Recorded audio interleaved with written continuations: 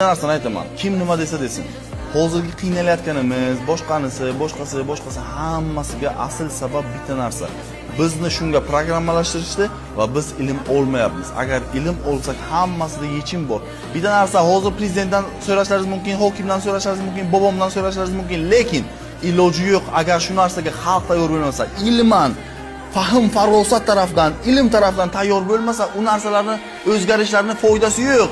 Nimadir o'zgarish bo'lsa, undan foydalanib bilmasak, uni qabul qilib bilmasak, unga yo'nalish berib bilmasak, uni qanday foydalanishni bilmasak, nima foydasi bor? Bu dunyoda hamma narsani o'zgartirishga asosiy sabab bu ilm. O'sha Amerikani ham, boshqasi ham o'zgarishiga asosiy sabab ularni yo'nalishi, ilm olishi. Ilm olsak hamma narsa o'zgaradi. Даже Buxoroni ham Amerika qilsa bo'ladi.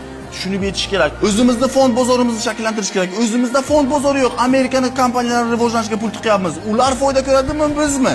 Tushunib yeting. Agar o'zimizni rivojlanishimizni xohlasak, ilm olishimiz kerak. Daladagi ketmonni qo'ying, kitob oling.